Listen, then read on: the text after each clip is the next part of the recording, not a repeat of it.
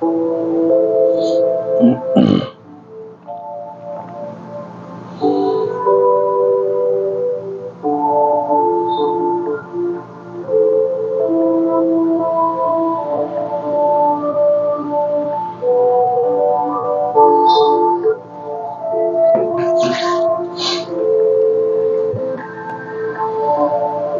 Brasil choca o mundo ao anunciar investimentos de mais de 285 milhões de reais em parceria com a China para lançar satélite radar de última geração. Novo investimento milionário no Brasil, a parceria estratégica entre Brasil e China, que já se estende por quase 3 décadas, vai avançar com o lançamento do satélite CIBERS-6, equipado com a tecnologia de radar de abertura cinética. Este será o 6º satélite da série CIBERS China-Brasil EART Research Satellite e promete elevar a capacidade de monitoramento militar da Amazônia, além de ampliar a independência tecnológica do Brasil para o controle de suas fronteiras e a proteção dos recursos naturais. Investimentos milionários do CIBERS-6 será o primeiro satélite da parceria a utilizar a tecnologia de abertura cinética, que permite a captação de imagens de alta resolução independente das condições climáticas e da cobertura de nuvens. Com essa tecnologia, o satélite conseguirá fazer um mapeamento mais preciso e contínuo da floresta amazônica, superando limitações enfrentadas pelos modelos anteriores, que usavam sensores ópticos e eram prejudicados por fatores atmosféricos, especialmente em uma região como a Amazônia, que frequentemente apresenta densas camadas de nuvens. Esse avanço é significativo para o controle ambiental,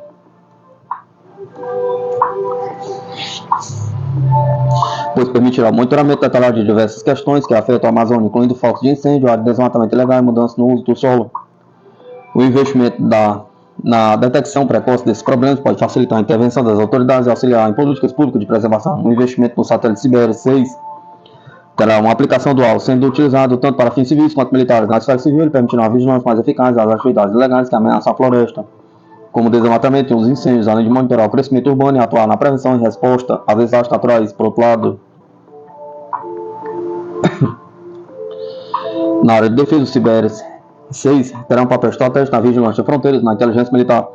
A Amazônia, com seus recursos abundantes e sua posição geopolítica, é uma área de interesse para diversos países. O CIBERS-6, o Brasil poderá aumentar seu controle sobre a região, garantindo a proteção dos recursos naturais e reforçando a segurança nacional. O lançamento do CIBERS-6 é também uma resposta às pressões internacionais sobre o Brasil em relação à Amazônia. A floresta é frequentemente alvo de polêmicas ambientais e tentativas de ingerência estrangeira. Em diversas ocasiões, líderes mundiais insinuaram que o Brasil seria incapaz de proteger a floresta, sugerindo até mesmo a criação de um corredor ambiental internacional para supervisionar a Amazônia. Esse tipo de declaração acende o alerta sobre os interesses econômicos e estratégicos na região. A Amazônia é um tesouro ambiental e também um reservatório de recursos naturais como petróleo e água, cujos valores aumentam com o passar do tempo. O CIBERS-6 surge, portanto, como um instrumento crucial para que o Brasil afirme sua soberania e demonstre sua capacidade de monitorar e preservar a região, afastando as pressões externas.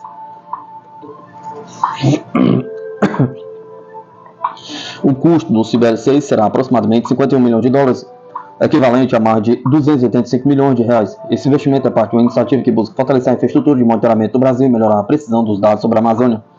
Além disso, o projeto reforça a aliança entre Brasil e China, dois países que, embora geograficamente distantes, compartilham interesse em desenvolver tecnologias de ponta e afirmar sua autonomia no cenário global.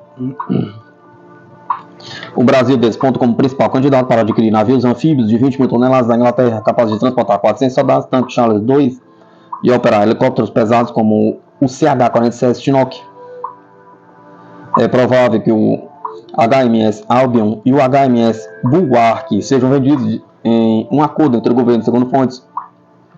Sendo o Brasil um dos principais candidatos à compra, o governo da Inglaterra pretende vender os navios de assalto anfíbio HMS Albion e o HMS Bulwark, recentemente retirados de serviço no estado em que se encontram, em um acordo direto de governo para governo, embora os possíveis compradores não tenham sido divulgados. Em uma resposta parlamentar escrita no dia 17 de janeiro, Maria Egli, ministra britânica da Aquisição de Defesa, declarou que ambos os navios estavam atualmente paralisados à espera de sua alienação e que a Royal Navy estava explorando opções para sua possível venda. Os navios faziam parte dos cortes em larga escala das capacidades de defesa da Inglaterra no final de 2024, quando drones, helicópteros e navios de guerra foram eliminados, de acordo com Egli. Ambos os navios necessitavam de reparos caros e demorados, motivo pelo qual não eram considerados em uso rentável do dinheiro dos contribuintes.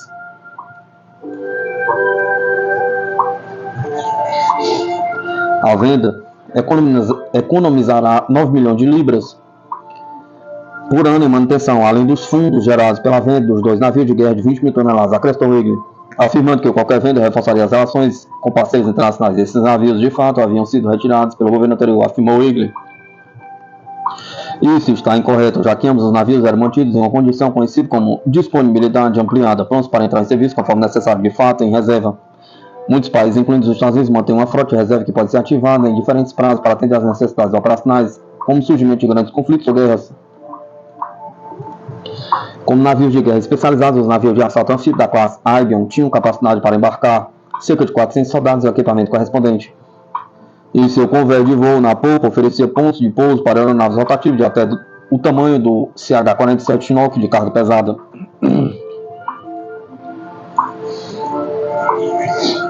De acordo com a Royal Navy, o armazenamento sob o convés oferece capacidade para desenho de caminhões grandes, veículos menores para tropas em configuração leve, ou um esquadrão de 6 tanques de guerra Charles de 2 e 30 veículos blindados de transporte de tropas. A entrega de tropas e veículos é realizada através de convés de voo para helicópteros ou do convés de doca, integrado na polpa, que pode ser inundado para criar uma área de atracação. Os barcos de desembarque, como o Landing Craft Utility MK-10, são alojados dentro da classe Albion e utilizados para transportar tanques, veículos blindados, tropas e equipamentos para a terra firme. O governo inglês declarou que a função da classe Albion será desempenhada por 3 navios de desembarque da classe Bay, menores e mais eficazes, operados pela Royal Fleet Auxiliar, e pelo navio de recepção de vítimas RFA Argos, com 45 anos de idade. Um dos navios da classe Bay, o RFA Cardigan Bay, está atualmente paralisado e é provável que não esteja operacional até o final de 2026 ou início de 2027.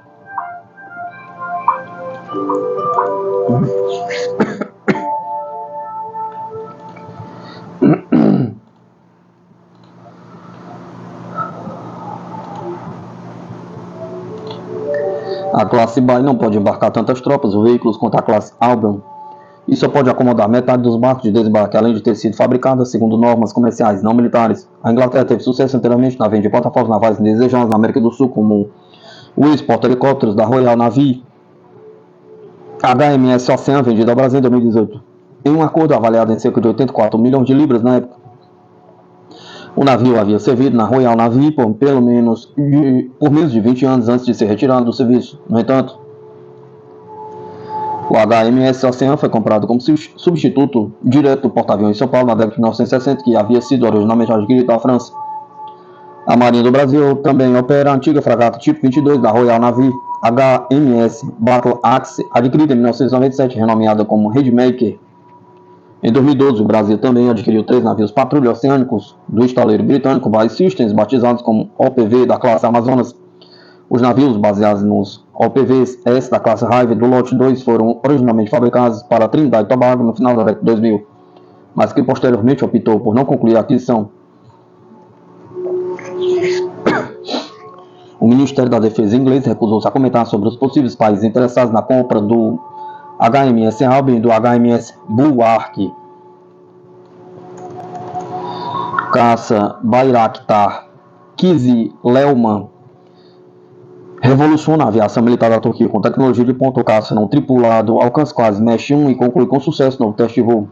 O Bayraktar Kızılelma está revolucionando o setor de defesa ao se consolidar como o primeiro caça não tripulado nativo da Turquia, desenvolvido pela Baykar. A aeronave representa um marco na aviação militar combinando tecnologia stealth, inteligência artificial e desempenho quase supersônico, com design inovador e capacidade de operar em embarcações de pista curta, como o TCG Anadolu. O Kızılelma amplia as possibilidades estratégicas do país em operações aéreas e marítimas, além de sua capacidade técnica impressionante. De acordo com o site de notícias da Turquia, o Kızılelma se destaca pela integração de um radar ESA avançado e arquitetura aviônica moderna, permitindo consciência situacional superior. Com testes rigorosos em andamento e avanços constantes, a aeronave promete redefinir o futuro do combate aéreo global, atraindo a atenção internacional e consolidando a liderança da Turquia no setor. O Bayraktar Kızılelma está passando por melhorias contínuas com base em dados coletados em fases de testes anteriores. Alterações no protótipo de produção incluem avanços estruturais e arquitetônicos, além de adoção de um motor de pós-combustão mais potente. Esse motor permite que a aeronave atinja velocidades próximas ao som, chegando a Mach 0,9 mais, e proporciona maior manobrabilidade em altas velocidades. Além disso, melhorias aerodinâmicas e a integração de um radar AES avançado amplia sua consciência situacional, permitindo que a aeronave enfrente até mesmo cenários mais desafiadores. Outro destaque é sua capacidade de operar a partir de embarcações de pista curta, como o TCG Anadolu, que consolida seu papel nas operações marítimas e apoio à doutrina Blue Homeland da Turquia.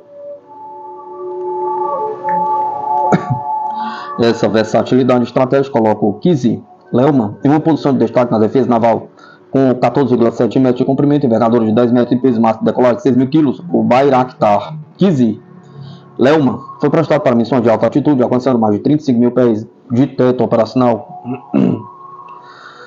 Ele possui uma capacidade de carga útil de 1.500 kg, permitindo transportar munições de alta precisão e mísseis alimentado pela tecnologia de motor turbofan ucraniano AI-322F. O casco não tripulado oferece resistência operacional superior a 5 horas em um raio de combate de aproximadamente 930 km,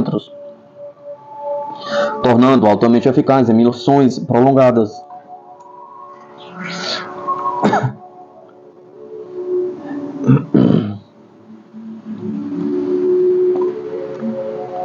O Bayraktar Kizy Leuman redefine os padrões tecnológicos da aviação militar e marca presença na história da aviação global. Durante o Teknofest 2023, ele realizou voos de formação ao lado de aeronaves tripuladas como o F-16 Solo Turk e os jatos F-5 do Turkish Star, demonstrando sua capacidade de interoperabilidade com plataformas tradicionais. Lançado em 2021 em alto, financiado pela Baykar, o projeto evoluiu rapidamente. O primeiro protótipo foi produzido em novembro de 2022 e realizou seu voo inaugural em dezembro do mesmo ano, destacando a eficiência da empresa no desenvolvimento da tecnologia de ponta. Com a aproximação da produção em massa, o Kizy Leuman deve atrair o interesse de mercados internacionais, consolidando a posição da Turquia como uma potência emergente no setor de defesa. A combinação de tilt, interoperabilidade e capacidades avançadas posiciona essa aeronave como plataforma revolucionária na guerra aérea moderna. Mídia: China realiza testes finais de novo míssil hipersônico secreto. A China conduziu testes finais de um míssil AA hipersônico secreto que pode representar uma séria ameaça às mais recentes aeronaves militares americanas, informou o jornal South China Morning Post. De acordo com cientistas envolvidos no projeto, os mísseis AA hipersônicos da China passaram por testes de calor extremo para atender aos rigorosos requisitos de desempenho da Força Aérea do Exército de Libertação Popular, disse a mídia.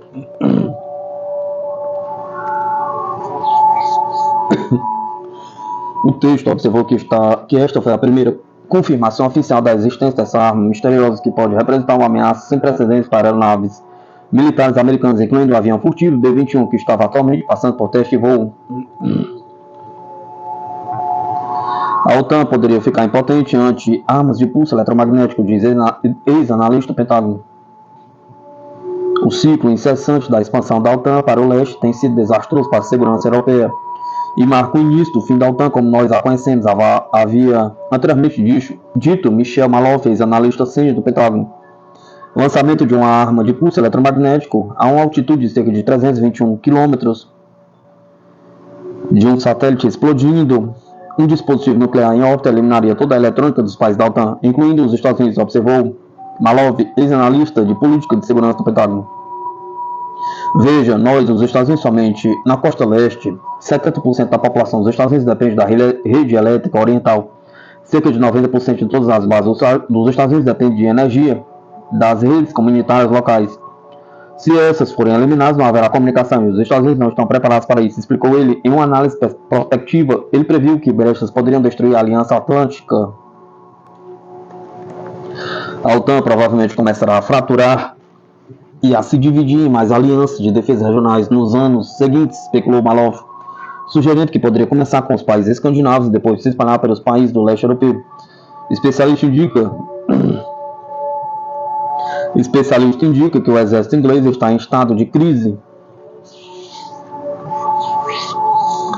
Os cidadãos da Inglaterra estão enfrentando sérios problemas devido à alocação da ajuda financeira para a Ucrânia, declarou o analista britânico Alexander Mercurius ao canal de YouTube de Duran. Transferimos uma enorme quantidade de nossas melhores armas para a Ucrânia. Os militares agora carecem desesperadamente de armas. Eles estão em estado de crise, observou o especialista. Mercúrio acrescentou que o governo britânico também é capaz de explicar por que está faltando gás ao país. O buraco no orçamento do Estado levou ao aumento de impostos e outras medidas que o governo tinha prometido não implementar. O novo governo trabalhista da Inglaterra forneceu à Ucrânia centenas de milhares de projetos, centenas de mísseis diferentes desde que assumiu o poder em junho. De acordo com informações do Ministério da Defesa inglês, a Rússia, por sua vez, disse repetidamente que o fornecimento de armas à Ucrânia impede o alcance de um acordo de paz e envolve diretamente os países da OTAN nas hostilidades.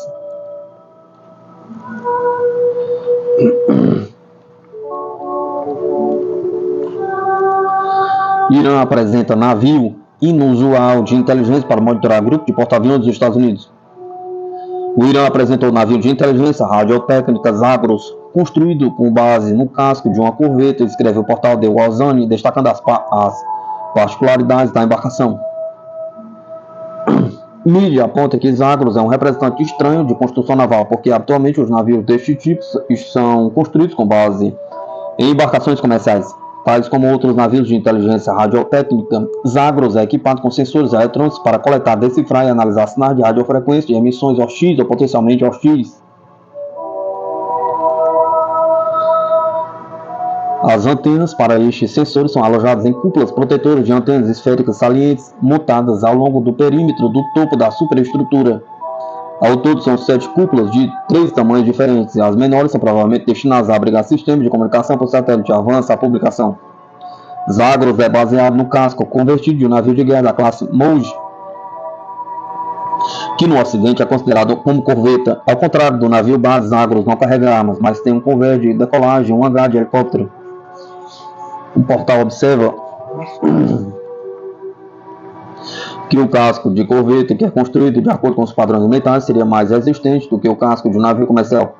Destaque-se que referido navio pode ser usado para monitorar as atividades da Marinha Israelense e grupos de porta-aviões da Marinha dos Estados Unidos.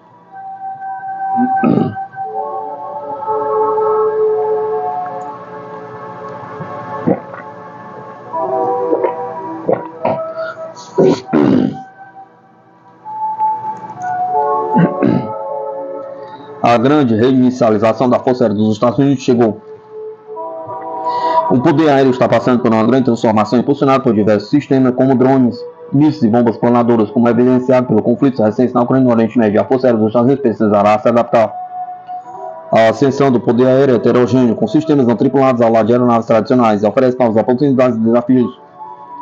A rápida inovação e tecnologias acessíveis descartadas contrastam com a longa vida útil das aeronaves tradicionais, exigindo maior agilidade das forças aéreas.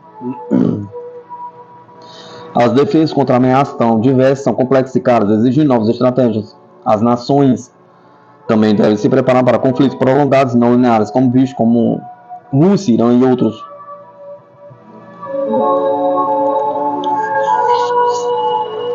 A abordagem flexível da Força Aérea dos Estados Unidos para 2050 reflete esta realidade de mudança. A Força Aérea dos Estados Unidos acaba de divulgar um relatório sobre como pode ser em 25 anos. A grande conclusão é que as incertezas são grandes demais para um planejamento de longo prazo. Isso parece um curso sensato, já que o poder aéreo está se transformando surpreendentemente. Um grande impulsionador disso é que outros têm feito em conflitos pequenos e grandes na Ucrânia e no Oriente Médio. Uma característica notável das operações aéreas nos últimos 2 anos tem sido a extraordinária variedade de sistemas de foguetes, mísseis e drones usados pela Ucrânia, Rússia, Irã, Hezbollah, os Houthis e Hamas. O emprego do combate em larga escala desse sistema tem implicações duradouras.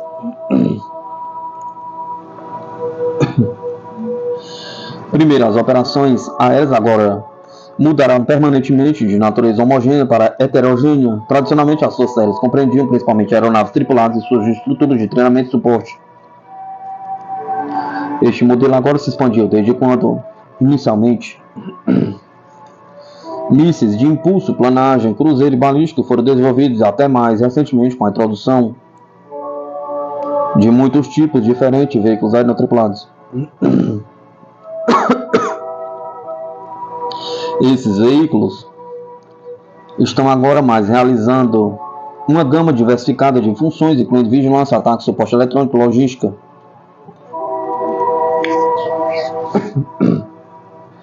A guerra da Ucrânia é um exemplo dessa mudança das opções que ela agora oferece às forças aéreas tradicionais, quando as forças aéreas russas e ucranianas sofreram desgaste insustentável de suas aeronaves e helicópteros tripulados nos primeiros meses do conflito, elas rapidamente se transformaram para colocar em campo e operar estruturas de força heterogêneas. Se tivessem atacado com estrutura de força de aeronave tripulada tradicional, logo teria se tornado irrelevantes para a guerra. Segundo, o poder aéreo heterogêneo pode ser empregado por estados e não estados grandes e pequenos, dadas as complexidades inerentes a tal diversidade de usuários. É improvável ficar bem informado sobre todos aqueles que podem usar tal poder aéreo no futuro. A dificuldade em fazer isso se torna aparente, considerando que Israel perdeu os preparativos do Hamas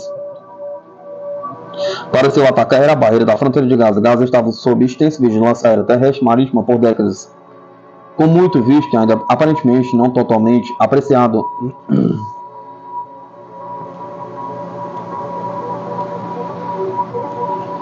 A abordagem alternativa pode ser que as forças aéreas se tornem mais ágeis em termos de organização, doutrina, mentalidade, habilidades da força de trabalho e tecnologia.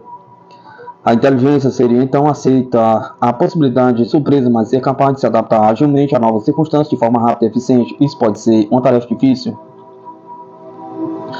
As forças aéreas muitas vezes não têm sido organizações ágeis, principalmente porque a natureza de longo prazo de seus equipamentos com vidas úteis de 30 anos ou mais não exigiu isso.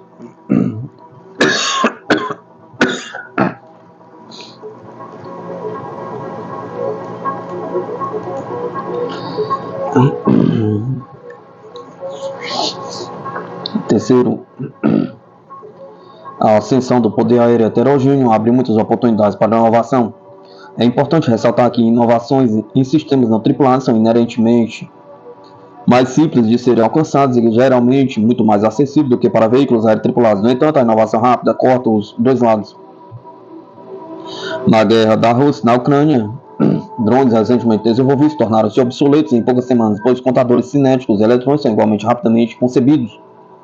Os elementos que compõem o poder aéreo heterogêneo podem sofrer considerável rotatividade. É improvável que seja a forma de poder aéreo definir e esquecer que o poder aéreo é homogêneo com seu equipamento de longa vida.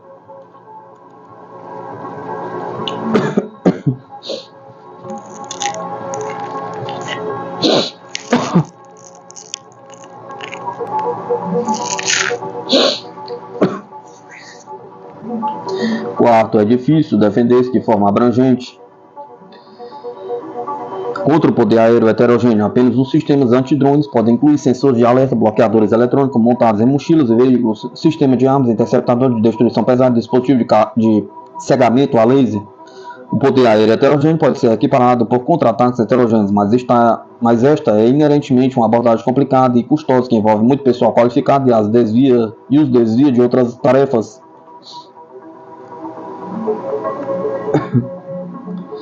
Idealmente, os sistemas defensivos seriam capazes contra múltiplos elementos de poder aéreo diferentes. Contra-ataques genéricos para poder aéreo heterogêneo são necessários. Isso se torna ainda mais importante, dado que tais contra-ataques podem precisar ser implantados taticamente nas linhas de frente nas profundezas da pátria.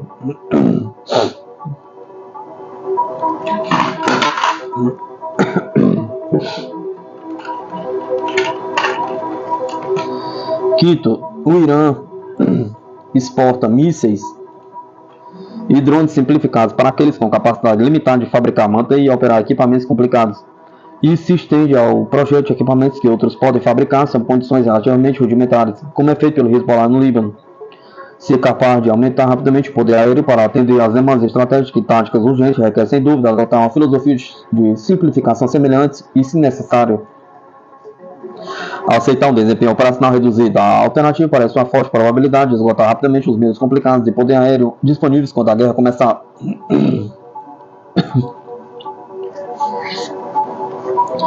Qualquer poder aéreo é melhor do que nenhum. A estratégia de exportação de poder aéreo do Irã mostra o que pode ser feito. Sexto, Ucrânia, Rússia, Irã, Hezbollah e os outros o Hamas conduziram operações aéreas heterogêneas, mas em cronogramas extremamente diferentes. Motivados tanto pela escolha quanto pela necessidade ao construir o poder aéreo de uma nação, a possibilidade de precisar se envolver em operações aéreas por períodos estendidos, possivelmente de forma não linear, precisa ser incluído nas deliberações sobre a estrutura de força. Por outro lado, pode-se considerar maneiras de moldar melhor o ritmo das operações aéreas para que tenham uma duração e intensidade que sejam preferíveis.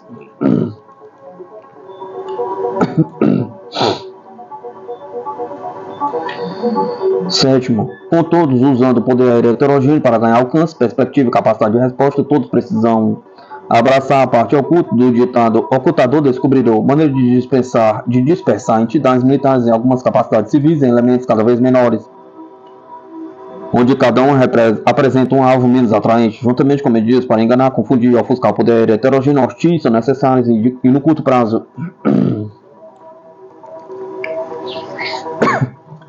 Por fim, as forças aéreas como organizações precisarão mudar, pois aeronaves tripuladas começarão a dividir o centro do palco com bombas planadoras, mísseis e balísticos, mísseis terra-air e inúmeros tipos de drones. O domínio aéreo sempre foi um lugar lotado, onde todos desejam se envolver, mas a situação se expandiu dramaticamente. As forças aéreas precisam se encaixar em uma nova era, na qual a maioria pode usar o poder aéreo, embora em graus variados. As forças aéreas podem precisar ser completamente reimaginadas. O novo ramo das forças de sistemas não tripulados da Ucrânia e as forças de sistemas não tripulados da Rússia parecem precursoras de mudanças fundamentais, não de eventos isolados. A Força Aérea dos Estados Unidos está sem dúvida certa em deixar suas opções em aberto para 2050.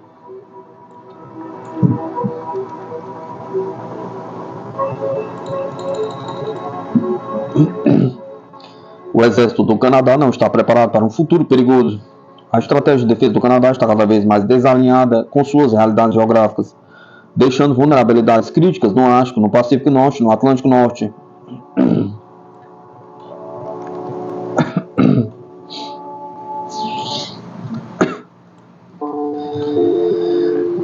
Desafios como a militarização do Ártico pela Rússia, a assertividade da China no Pacífico e as mudanças nas prioridades da OTAN exigem ações decisivas. Embora os planos para novos submarinos e modernização do NORAD mostrem potencial, o subfinanciamento militar do Canadá e o sistema de aquisição ineficiente dificultam o processo. Ottawa deve se concentrar em garantir a soberania no Norte por meio de investimentos pragmáticos em infraestrutura, vigilância, capacidade de projeção de força. Evitar a expansão excessiva e priorizar os interesses principais será essencial para que o Canadá continue sendo um ator de segurança confiável em sua própria vizinhança. A postura de defesa e segurança do Canadá está cada vez mais desalinhada com as realidades geopolíticas de sua própria vizinhança. Como a potência do Pacífico Norte, Ártico e Atlântico Norte, o Canadá enfrenta desafios crescentes de adversários que estão expandindo sua influência militar e econômica nessas regiões críticas. No entanto, Ottawa continua distraída por compromissos globais mal definidos e meias medidas sobre investimentos em defesa. As promessas recentes do governo Trudeau de aumentar os gastos militares permanecem vagas e na ausência de uma grande correção de custo, o Canadá corre o risco de se tornar um ator marginal de segurança. Mesmo em seu próprio quintal, uma grande estratégia coerente deve se concentrar em garantir interesses vitais por meio de investimentos militares pragmáticos e prioridades regionais disciplinadas. Por muito tempo, o Canadá permitiu que pressões externas e inércia política ditassem sua política de defesa. As principais ameaças à segurança do país não são abstratas, mas tangíveis. A militarização do Ártico pela Rússia, a assertividade da China no Pacífico Norte, a dinâmica mutável de compartilhamento de encargos da OTAN exigem uma resposta enraizada dos principais imperativos geográficos do Canadá. Em vez de adotar uma postura de defesa exagerada, o Canadá deve concentrar seus recursos limitados em dissuadir ameaças de curto prazo, onde a sua soberania está diretamente em jogo. Apesar dos compromissos repetidos com a meta de gastos de 2% do PIB da OTAN, o Canadá continua a subfinanciar suas forças armadas. As forças armadas canadenses são assoladas por grave déficit de recrutamento, equipamentos desatualizados e um sistema de aquisição que há muito tempo é sinônimo de ineficiência.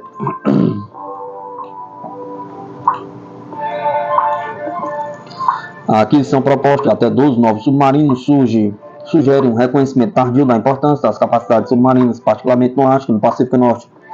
No entanto, o histórico de má gestão de aquisições levanta dúvidas sobre a execução. Para garantir credibilidade, o Canadá deve agilizar seus processos de aquisição de defesa e comprometer esse financiamento sustentado além de promessas retóricas.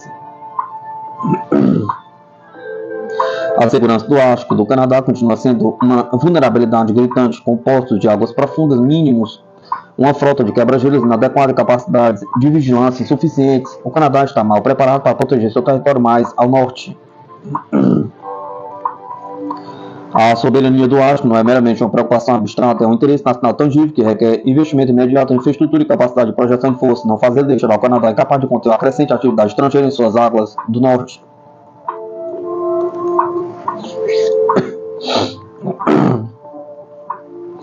Fortalecer a cooperação de defesa com os Estados Unidos por meio de modernização do NORAD é crucial, mas o Canadá também deve tomar medidas unilaterais para aumentar sua satisfação regional.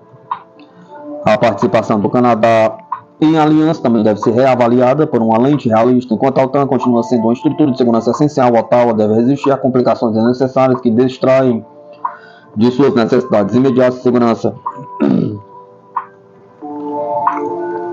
Os apelos para que o Canadá se junte ao AUKUS, particularmente seu pilar de compartilhamento de tecnologia, merecem um exame cuidadoso.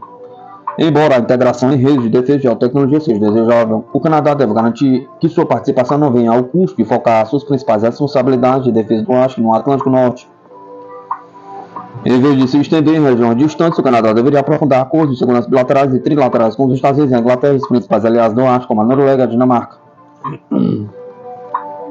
O desafio estratégico do Canadá não é meramente uma questão de recursos, mas de vontade política. A lacuna entre seu ambiente de segurança e suas respostas políticas está aumentando, e a falha em agir terá consequências duradouras para sua soberania e credibilidade. A solução está na priorização disciplinada.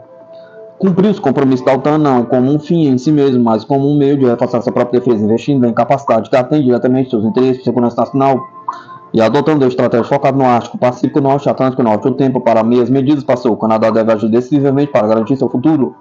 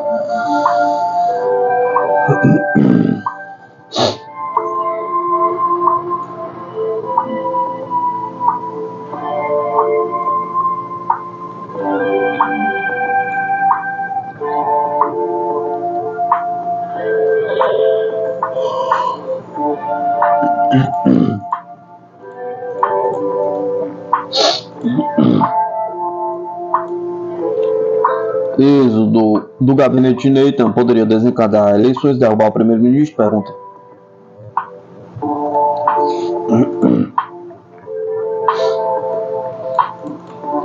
A trégua em Gaza desencadeou um motim político entre elementos da direita radical do governo de coalizão de Nathan, com ministros se demitindo completamente ou temporariamente em protesto contra o acordo de cessar-fogo. Nathan deveria estar preocupado ou ele agora tem a vantagem? Pergunta.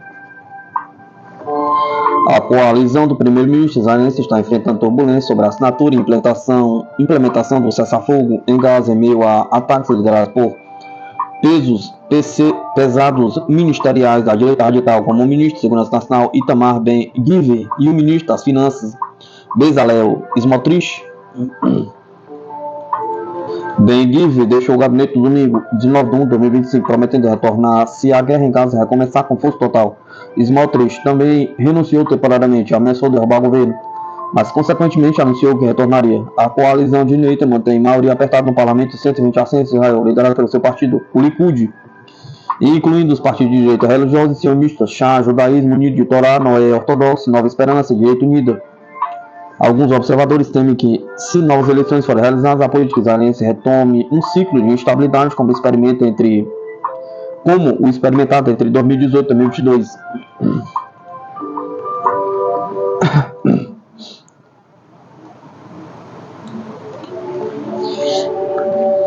Quando 5 votações antecipadas foram convocadas em um período de 4 anos e meio, há disputas intermináveis entre alas pró e anti-Nathan no parlamento israelense. A longa saga de julgamento criminal de Nathan, constantemente adiada pela guerra e por questões de saúde do líder israelense, também ameaça voltar para assombrá-lo agora que a crise de Gaza foi temporariamente suspensa. A saída de Ben-Gvir está ligada à possibilidade do Hamas permanecer no poder em Gaza por algum tempo, disse Zé Hanin, professor político da Universidade de Balian. comentando sobre a confusão na coalizão governista. A direita está furiosa porque a segunda parte do objetivo declarado de direita de libertar os reféns e destruir o Hamas não aconteceu, explicou o analista. Ao mesmo tempo, pelo menos 2 terços dos israelenses, a julgar pelas pesquisas, ficarão satisfeitos nesse estágio com o retorno dos reféns e considerarão isso uma vitória nesta guerra, disse o observador. A atitude é: devolva-os e lide com Hamas no futuro, disse Hani. Segundo Hani, a coalizão de direita tem 63 membros, o suficiente para evitar que as birras de seus ministros de direita radical derrubem. As eleições provavelmente serão neste ano, mas não antes da primavera, acredita o especialista. Elas ocorrerão quando o Netanyahu decidir que é conveniente para ele dissolver o parlamento israelense e organizar a votação. Se o acordo lhe trouxer dividendos políticos, digamos assim, mais importante, se houver alguns acordos com Trump e por trás do acordo, quaisquer concessões em Gaza parecerão razoáveis e moderadas, resumiu o professor.